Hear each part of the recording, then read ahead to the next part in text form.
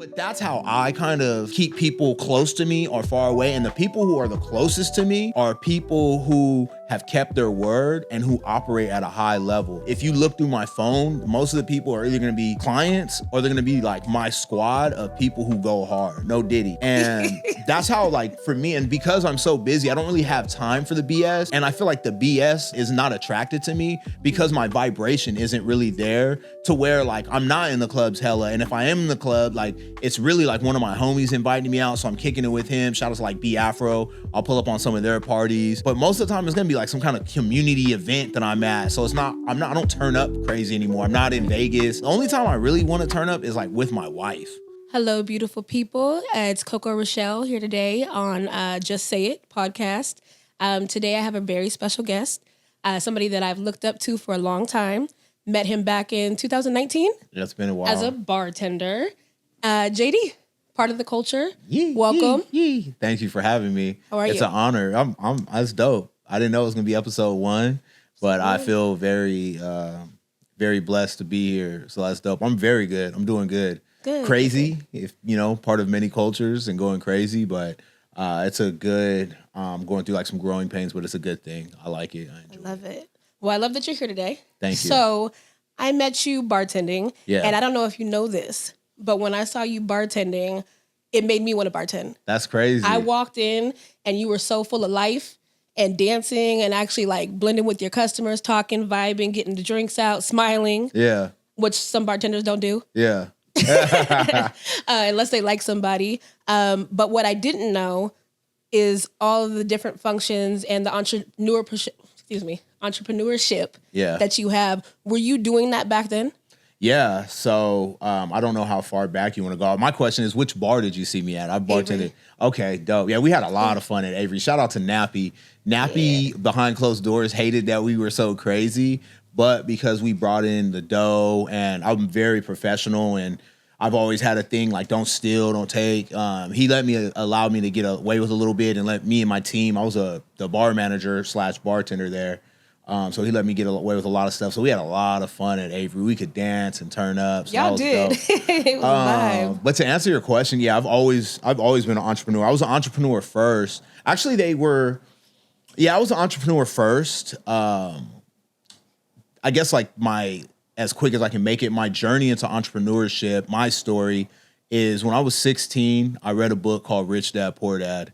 And it's a book, I thought it was a book about starting a business, but it's really a book about the difference between rich people and poor people. We can go into that more if you want to talk about it. But I read that book and it opened my eyes. I was working at Johnny Rockets at the time. Ooh, that's my spot. And a lawyer, he was going to school to be a lawyer. All his people told him to read it. And I was like, man, I should check this out. I read it and it honestly like opened my eyes. And when I was from 16 to 18, I was like, man, how do you start a business? Me and my boy used to joke, like, how do you make one independent dollar? We had no idea how to make money.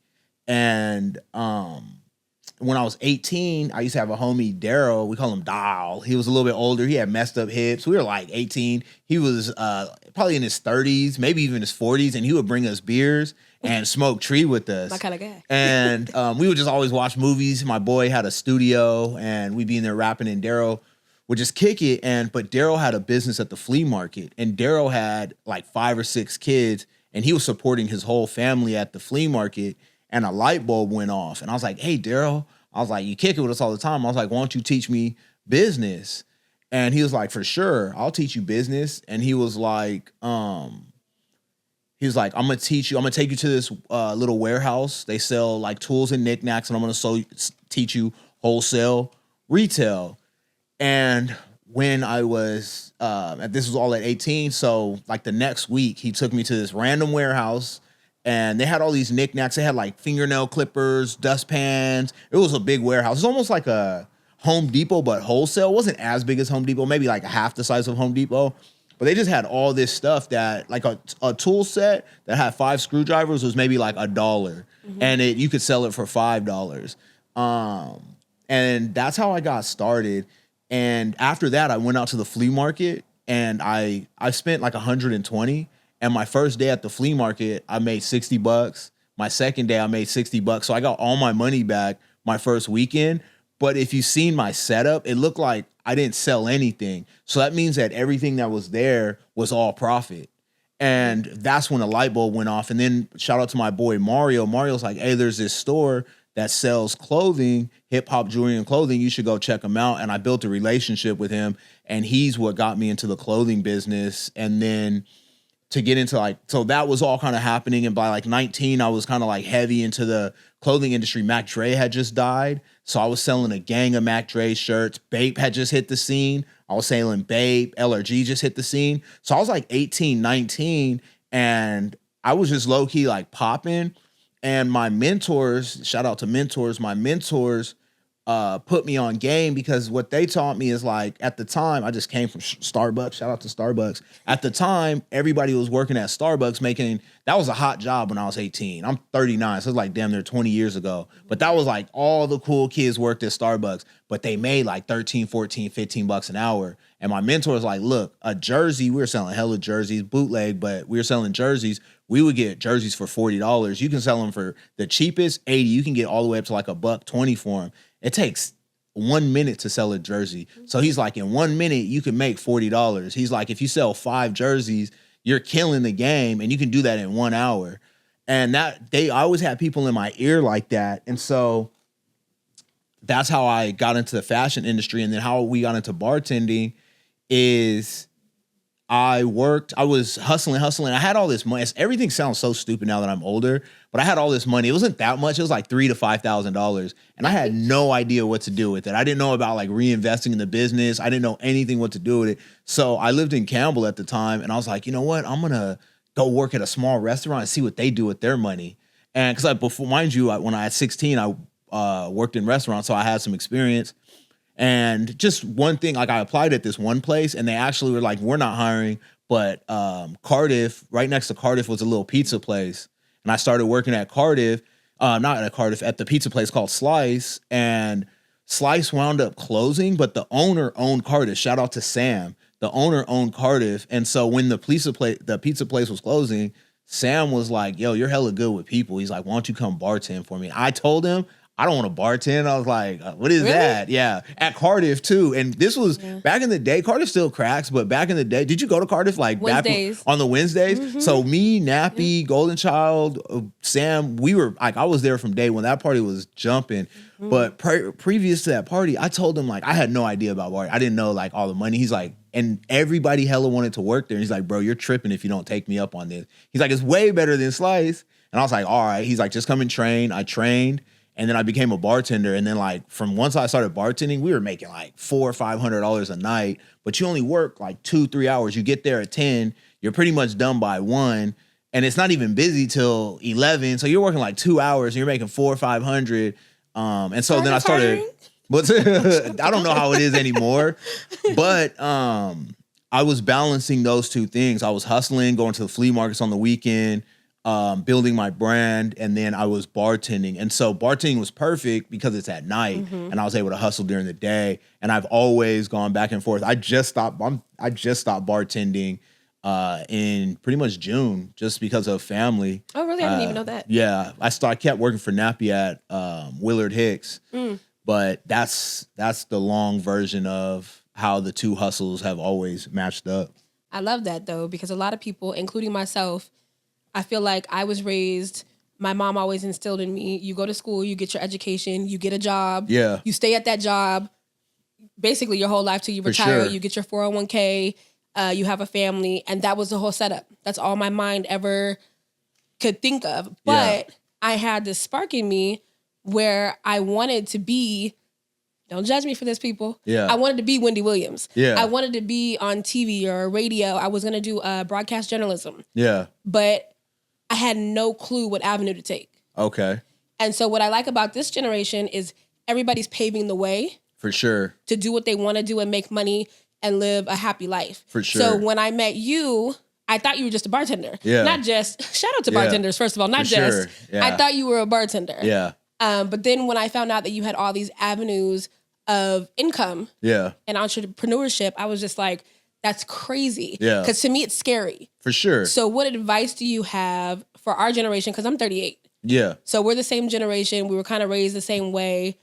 what advice do you have for people who, I mean, it took me this long to do this. Yeah. What would you say to people who have a spark in them, who want to do something different than go to a 9-to-5 every day? I think everything is instrumental. Like, I don't think there's anything wrong with a 9-to-5. I think that you have to understand, like, these are, I guess if like there's a basic answer to it, it's read and take action. I think a lot of people sit on YouTube for years and come up with a plan, but there's something called like the 1-to-1. Like, for every hour that you read or learn about a business, take action for an hour.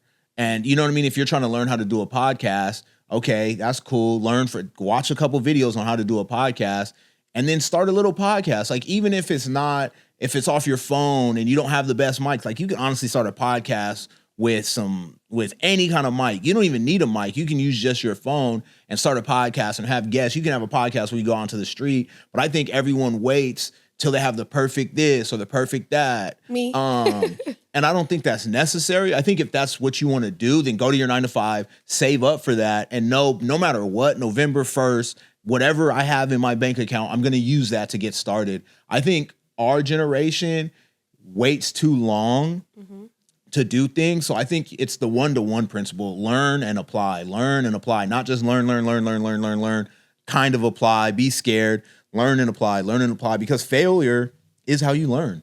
And I think that's what it is with a lot of us. Like, I have those thoughts like, what if nobody wants to hear what I have to say? What if I fail at it? What if it's not good? What if I don't get any views? And it's all those what ifs when it's like, just do it and see. That's, I agree 1,000%. I think what I've come to learn, I'm doing a program every Wednesday. It's called the Business Mogul Program. You can go to partoftheculture.com to find out more. Any of my links are at partoftheculture.com. But I was there last week. It was great. Yes, it was an amazing experience. But I'm doing this program. That program is, I get nervous because I'm inviting people out. It's for free. I'm investing in ads for it. I'm investing in videographers. I'm investing all this stuff. So I'm like, man, what if I have those thoughts myself, but what, I believe is God tells me is what you don't realize is it's like you're learning a system. You're learning how to invite, like for this podcast, even if we'll say hypothetically, I know that you're going to go crazy. I know that you'll be bigger than Wendy Williams one day for sure. You have a great infectious personality, but let's say hypothetically that, which won't happen, that you get 0 views. Let's just say that's the worst case scenario for you. Do you know how to set up a podcast studio now? Do you know how long it takes to set up a mic? Do you know what kind of camera he's using? Do you know how to talk to an editor? Do you know how to talk to a guest? So are your skills after this podcast, will you have more skills or less skills? Definitely more. So no matter what happens here, you're going to be a better version of yourself. If you do 100 podcasts and hypothetically no one listens to all 100, will you still be a better version of yourself or a worse version of yourself? You get what I'm saying? Absolutely. So no matter what, you're going to learn how to upload it to YouTube. You're going to learn how to break down the clips. You're going to learn how to do so many things. And all that might happen is you might be working at your 9-to-5 during the day and get some bags. And you know what? Like, okay, no one's really listening to me. And we talked about at the thing, creating celebrity. And you might say, you know what? Okay, these regular, like JD wasn't it. You might get Wendy Williams. You might say, you might reach out to Wendy Williams and say, look, I got 10 bands. I want you to be on my show. And Wendy Williams is like, you know what? I see yourself in me. And boom, from that podcast on, you're popping. You know what I'm saying? And now then you get whatever revenue. Imagine you yank your money back and you get another big artist. But all of that time that you put in prepared you for those moments. So I think that people want these like instant results. To be honest, if you blew up right now, you wouldn't be able to handle it. You know what I'm saying? Like everything that comes with it, it's like, okay, all these views, now there's all these comments. Now, what do you say to all these people? So I'm clapping back. For sure. Clap back. You feel me? But it reminds me of like having a child. When my son was born, I always say like God's really good because when he was first born, his cry was like, wah, wah. He didn't come out like in movies and stuff. Like they don't come out like that. And what it does is it prepares you for that louder cry. They don't eat a lot, and you learn, they gradually eat more. They tell you, learn how to change a little bit of poop and, start to be gross. But it gradually gets more and more because if my son came out how he is today, I'd be like, hell no to kids. But because it's such a slow flow process, you can handle all of the stages. And so all life is doing is preparing you for all of those stages. But the more you take action, the better you are prepared for the stage. I love that. So, and I'm also very glad you brought up that baby. Yeah. Cutest Pie needs to be an actor, by the way. So funny. that was a great segue into the number one question I want to ask you. Yeah. You have a beautiful family, yes, a beautiful wife, two kids. She's all right. Yes.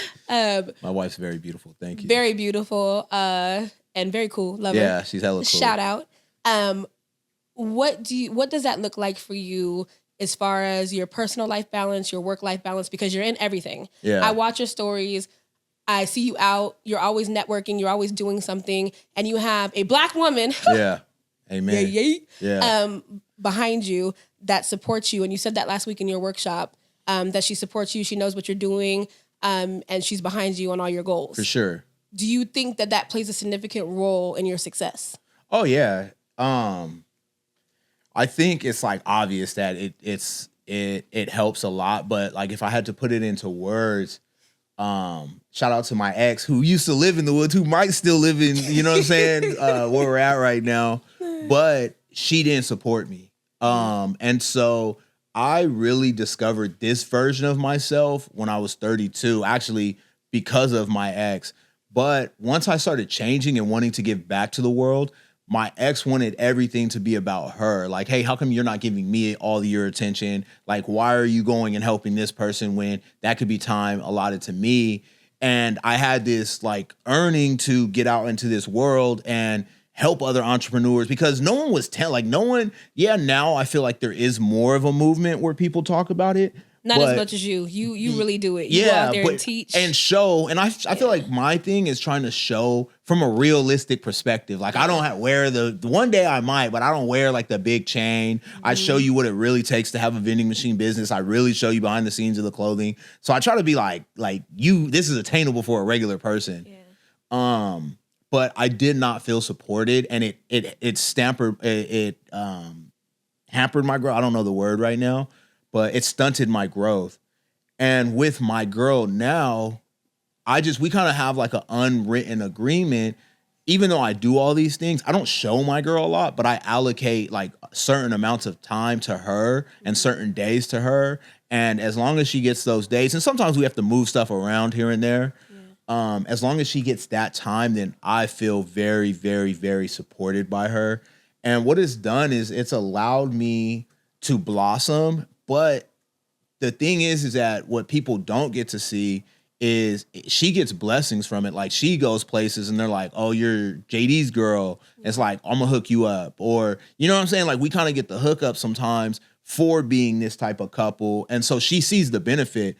Shout out to the Q Dogs, the Omega Sci-Fi. I just got an award yesterday on Saturday for my work in the community.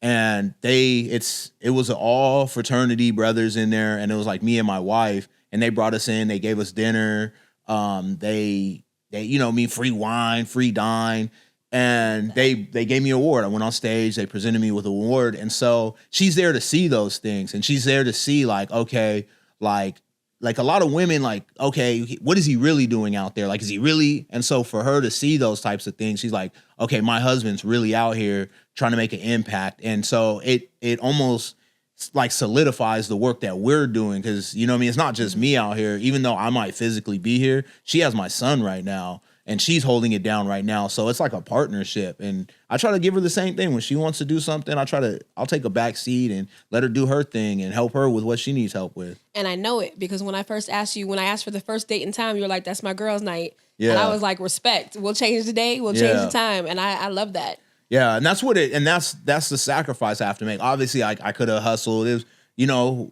every Tuesday, I'll tell you, like every Tuesday, Thursday, and we I don't want to put your business out, but Tuesday was a date. Yeah, so Tuesday, but I say no. I just tell people like I don't make no appointments those days because she's so cool with my other, like I won't. Today's Monday, we're filming this. she probably won't see me tonight. Like, we've seen each other a little bit in the morning, but she's not going to see me. I'll probably be home at like 1 or 2. Once we finish here, I'm going to go sit at the office till like 11, 12. I'm going to hit the gym. Yeah, I'm going to hit the gym. I see it. And then I'm going to go home, kiss her. My son will be asleep. And then when we wake up, that she knows that, okay, he's coming home and I'm going to get to see him and we get to spend that quality time. And it's like kind of missing someone makes the heart go fond because we're just not up underneath each other all the damn time. And she knows what I'm doing. I know where she's at. And like I said, if we can adjust it, like this Saturday, we turned up a little bit. Normally I got my award on Saturday and we turned up after. Normally I hustle a little bit on Saturday evening. She hustles Saturday day. She does hair. So we, you know what I mean? And then Sunday I went out for like 2 hours and work. Normally Sundays I don't do anything. It's all like church and family. So there's little adjustments because she knew like, okay, you got to go bust 1 or 2 moves real quick. So she really I feel very, very like supported. Extremely supported. See it and I love it. Yeah, thank you. So you just mentioned something which I didn't think of, but now I want to ask you, how powerful is the word no and when should you use it? I think that my goal is to help people, right? And if I want to help you and I want to be a guest on your podcast, right? And I already told you my girl supports me.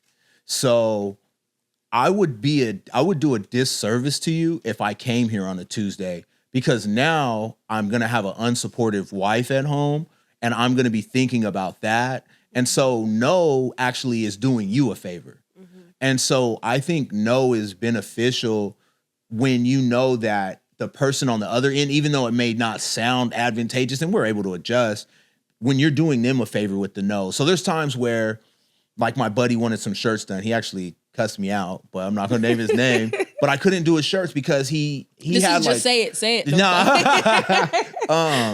He had a bunch of different colorways that he needed done, and I was super busy, and I create a good product, and I knew that how you wanted it and when you wanted it done, I'm not going to be able to create the product that... I'm not going to be able to give you that quality you want. And so I told him, I was like, look, I don't think I can do this in the time that you want, how I normally get down. And he was like, oh, because I'm, you know what I'm saying? Obviously, you see I'm busy. He's like, oh, he cussed and very like bluntly. And I thought it was my homie. And so we haven't really spoken since then, no hard feelings.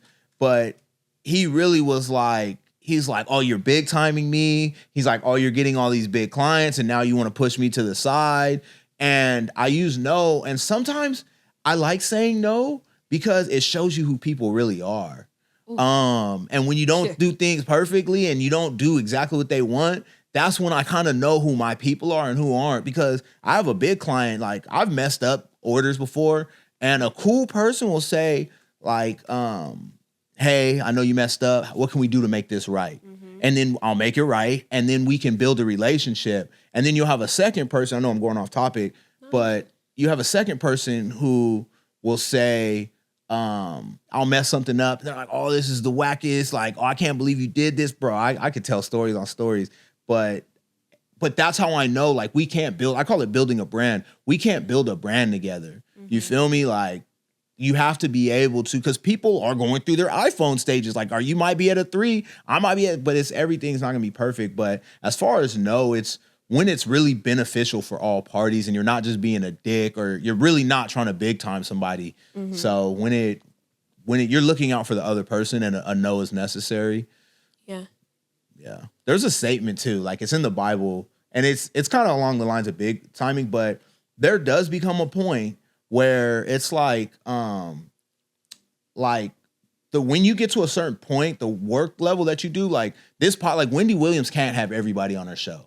There's a point where Wendy Williams has to say no to certain people because it's not beneficial. It's like sometimes people can't even handle the blow up. Like, what are you going to do? Like, the internet's going to explode. Like, you can't handle it. So there's a point where she needs to say no. And so, like, with my brand, there's becoming a point, like, this is the first time in my life where I'm kind of having the conversation internally. Like, do I need minimums? Like, who do I say no to? Because I'm getting so busy that I'm like, Thank you for saying yes to me. Yeah, for sure. It would have been no matter what stage of life I'm in, I would have said yeah. Just because you've always, like, you're a strong Black woman. You've always been very supportive. You're cool as hell. You know what I mean? So it's like, that's why I struggle with that word no, is because I want to help people out. And it's on my heart to help people out. So yeah, it's hard sometimes.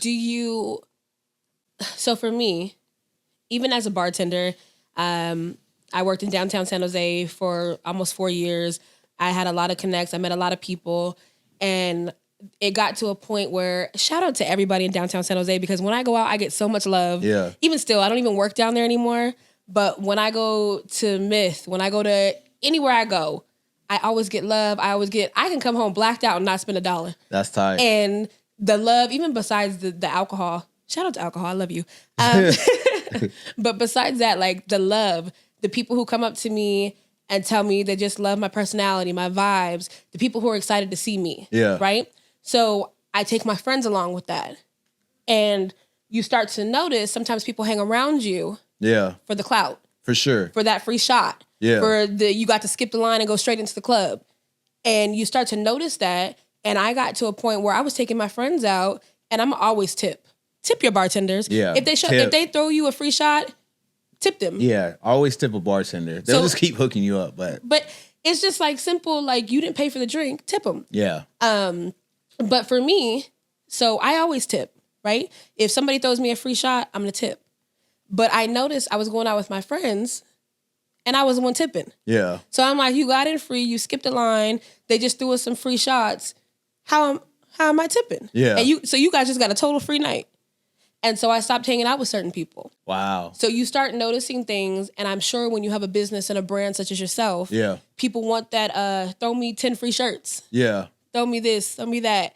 Do you find the level of success that you've had in your businesses, do you find that in your friendships, sometimes you have to take a step back and realize, like, is this person really my friend? Are they really doing, like, are they with me for the ride, or are they with me for real? Yeah. I think I'm very biblical. And so, like, there's, like, a lot of, like, as you're speaking, there's a lot of layers to that question.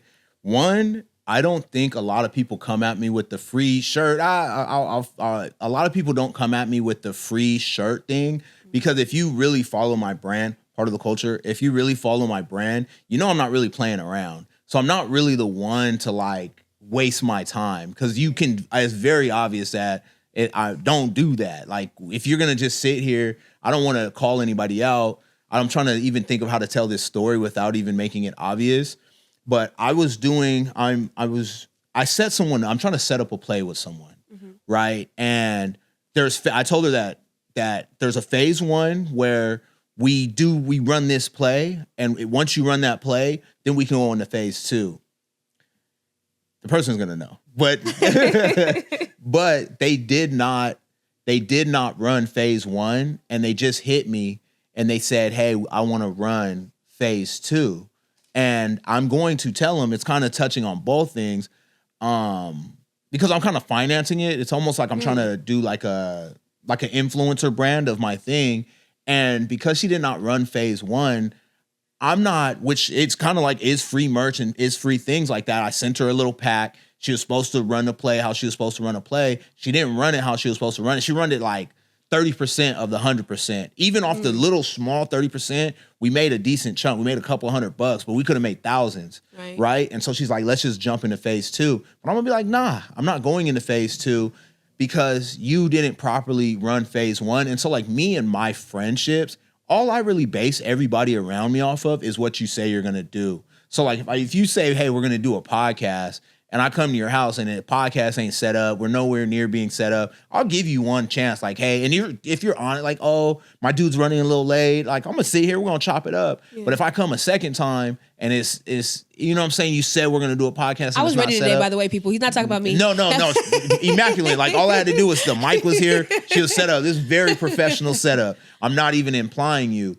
But that's how I kind of keep people close to me or far away. And the people who are the closest to me are people who have kept their word and who operate at a high level. Like, if you look through my phone, most of the people are either going to be clients or they're going to be like my squad of people who go hard. Yeah. No Diddy.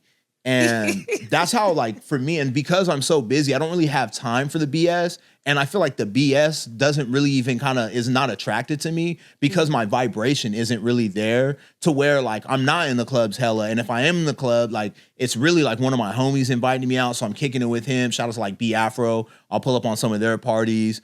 But most of the time it's gonna be like some kind of community event that I'm at. So I don't turn up crazy anymore. I'm not in Vegas. Like the only time I really want to turn up is like with my wife.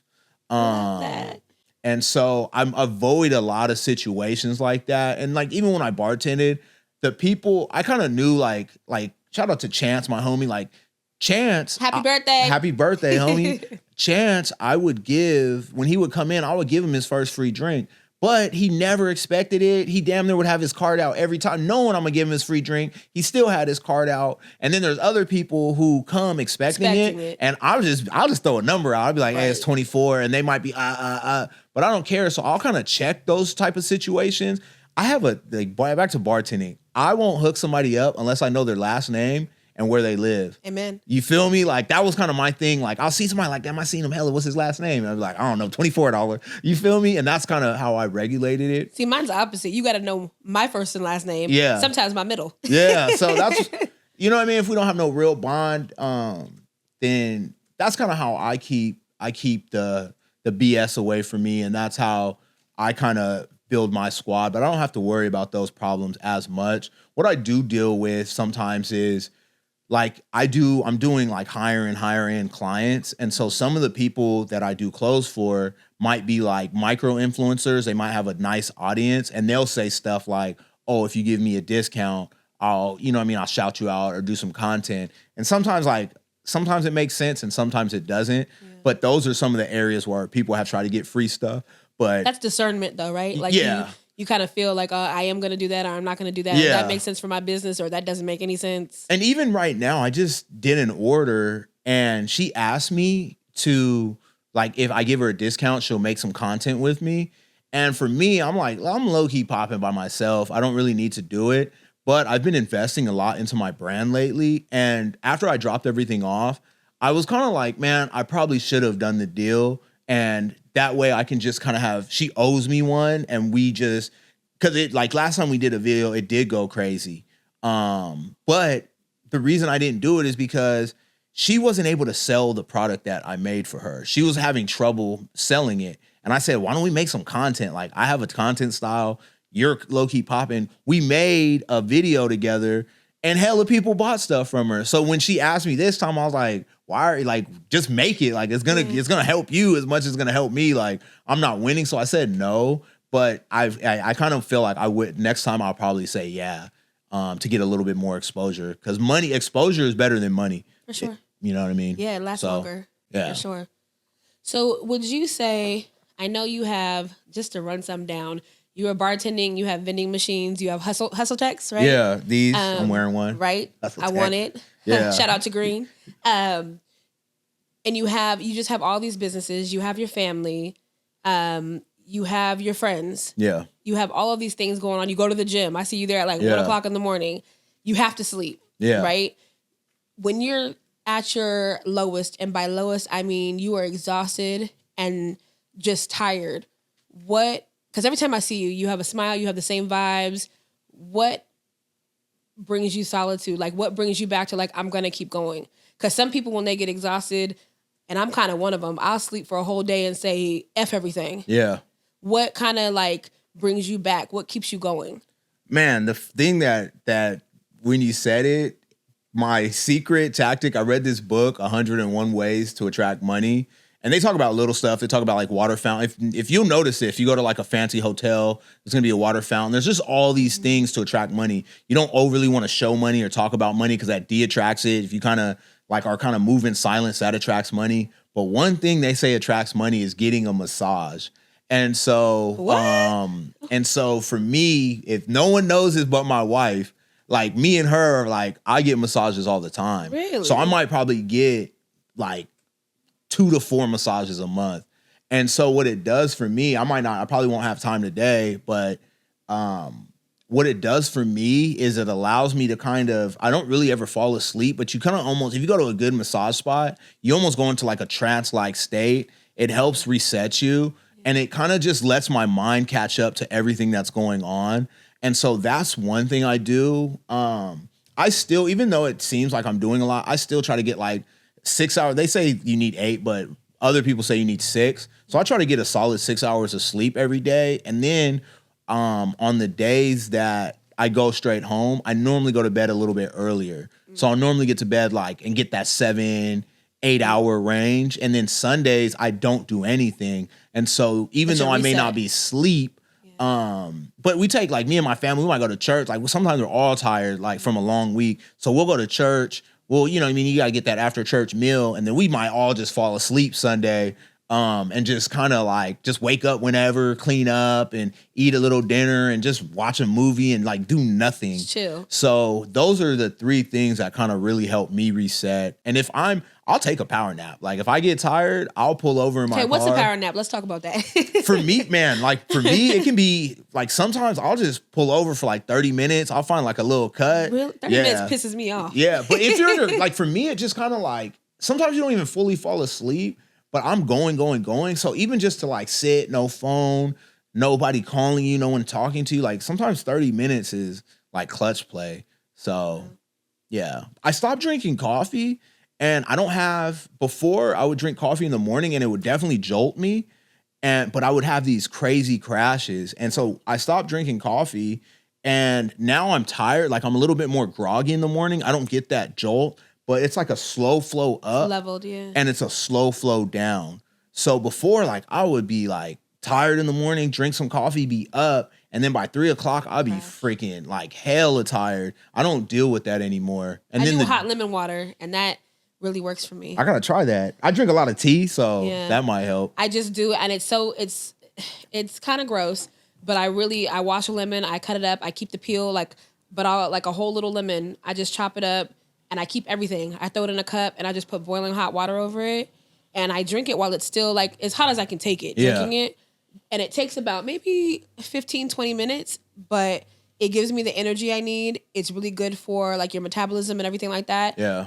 There's a lot of cultures that do that. And I was reading up on it, and I started doing it, and it really works. Yeah. I like lemon. And so I'll do there's these juice shots. And some will have apple cider vinegar. Some will be almost like the cold press. Actually, not almost the cold press. Some will have ginger, and there's the lemon and it's not nutmeg, but cayenne pepper. So I'll do a lot of those. So instead of because I used to take hell of espresso shots. So instead of doing the espresso shots, I do those pressed juices. And they say that ginseng and those things will actually give you a boost of energy, or I'll just eat some fruit and just get those natural sugars. They say that too, that fruit does that too. Yeah. And I'm just all right. Yeah, like I said, if you it's kind of it's a slow flow up, and working out kind of gives me that last little, I'll be tired going into the gym. And then once I get through my stretching and my warm up and a good song ready to go, right? I'd be amped, and then go home, sleep good. I'm not my body, my girl's you can fall asleep, and once I literally I'm out. I wish. Know what I mean? Well, because you're doing a whole bunch. Yeah. It doesn't matter how much I do in a day. I will lay down for a good hour before I even think about falling asleep. No. I wish.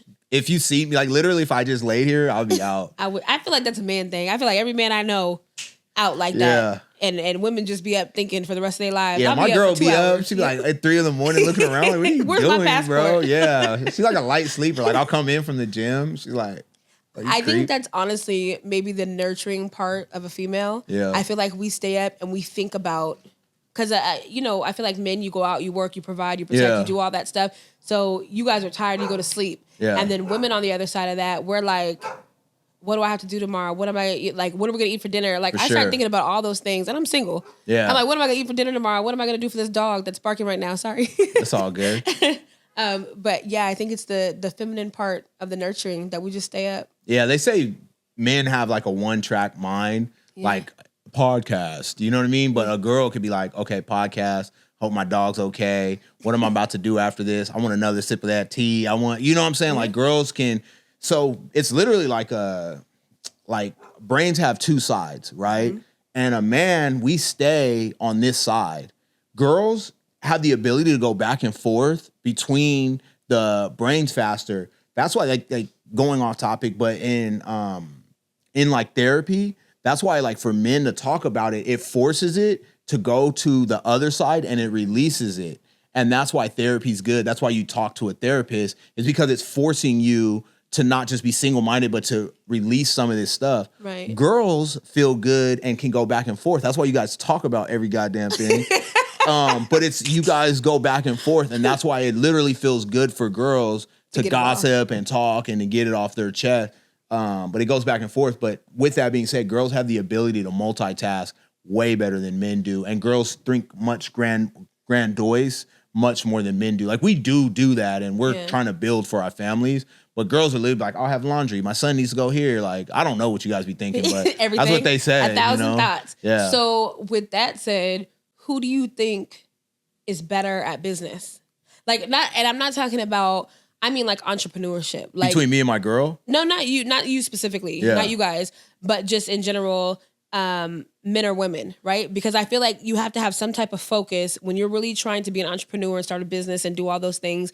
I feel like you have to have a certain amount of focus, right? And like you just said, women are multitaskers. Yeah. So maybe I wanted this podcast forever. Yeah. But I'm also thinking about the fact, and this actually played out. This is the absolute truth. I work at 4:30 in the morning. Okay. And so hell no. What the hell? So when we were talking about when I want to do this podcast and what I want to do, all I'm thinking about is I work at 4:30. What about this date? My dog, where am I going to put her? So it's all these things. And it took me so long. This man has wanted me to do this podcast for, I feel like it's been over a year. And I've thought about everything in my life, every branch. Am I going to be tired? Am I going to be groggy? What about this dog? Where are we going to do it at? Who's going to be my guest? And it all just clouds my mind and my judgment. Where I feel like as a man, you say, hey, I want to do this. Your focus is like, I'm going to do this. Yeah. I think that everybody's different. I think a lot of it is cultural. Mm-hmm. I think that if you started school in first grade and they said, hey, Court, a woman's job is to be a great business person. You know what I mean? I think by the time you got to this age, you'd be like the greatest business person in the world. But what happens when you go to school? You play with dolls. You're turned to be a nurturer. You know what I mean? You're going to take care. You're going to hold down the house. Like all the thoughts you naturally think were implanted in us. Your moms, your grandma, every TV show. Like how many TV shows? Maybe not in 2024, but we'll say pre-pandemic. You're not seeing like women entrepreneurs. You're not seeing like I can't think of any show off the top.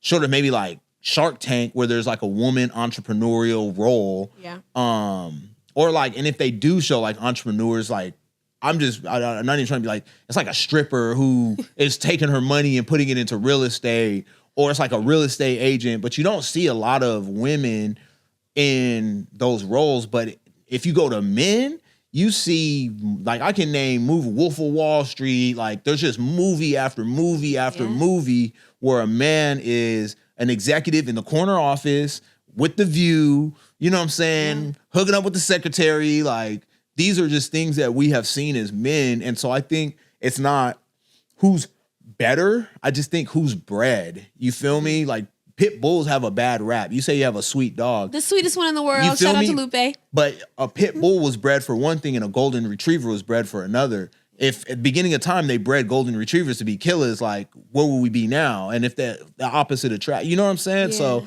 I think it's more of how they bred us, but I think that anybody can be a good entrepreneur because it's literally just steps in psychology. Mm-hmm. So if you just know the psychology behind it and you know the steps behind it, then anybody can run the play. You know what I mean? I don't think it's like a guy-girl thing. Okay. I think that you would have advantages that I wouldn't, and I have advantages that you wouldn't. For sure.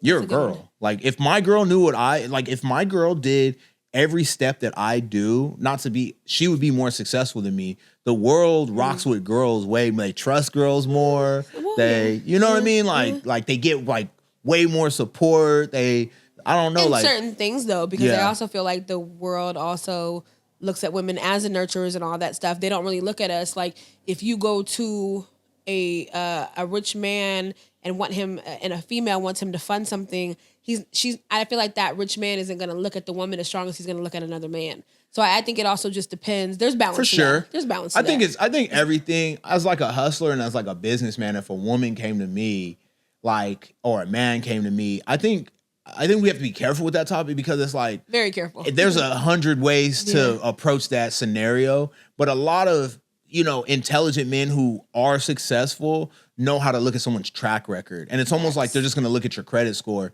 And I think that if you had a podcast and you were putting in the work and you went to a podcast network or something and said, hey, here's my portfolio and you have this, and I was a man and I haven't done any podcasts, and I was like, hey, I want to do a podcast. I don't think just because I'm a man, they'd be like, here you go, F you, Courtney. Like, so I think the world has evolved. It's still a little bit to where I don't think sex plays as much of a role.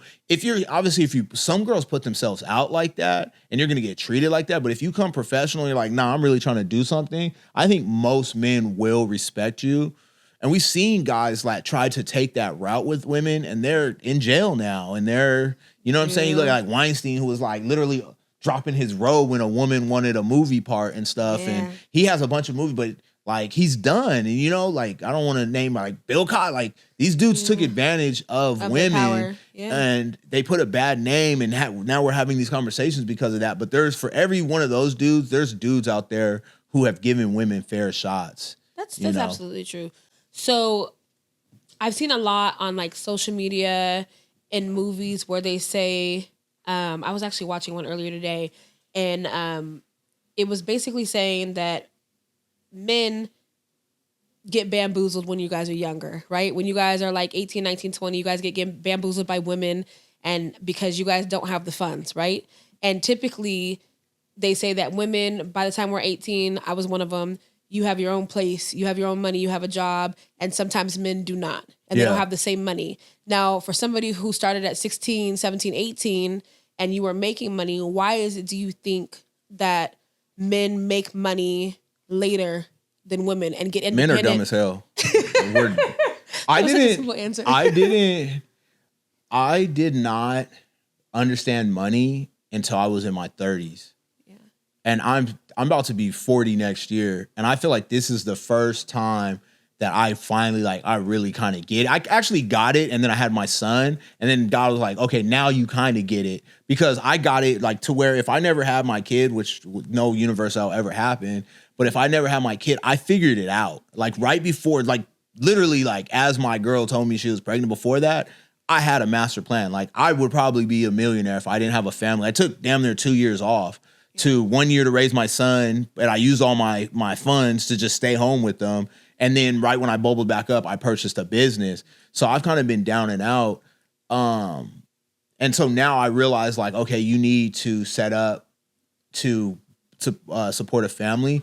But I dated a girl, and I remember she had 10 G's, and she worked at freaking Jamba Juice. So I was like, how do you have $10,000 working at Jamba Juice?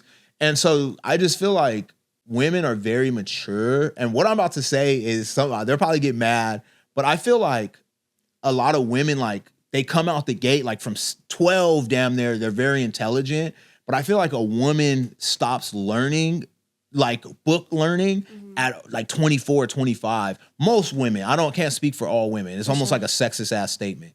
But I feel like with men, because we have to be providers, I feel like sexually, emotionally, money-wise, I feel like we're very late to the game. I look back sometimes and just some of the relationships I had and how I acted and things very immature. I did people dirty just off, but not even off of me trying to do them, just being dumb as hell and not knowing that people really have feelings and what you're doing is detrimental and you're using people. And it's just, and when you have those habits, even in a relationship, then you have those habits. You're not mature enough to handle money.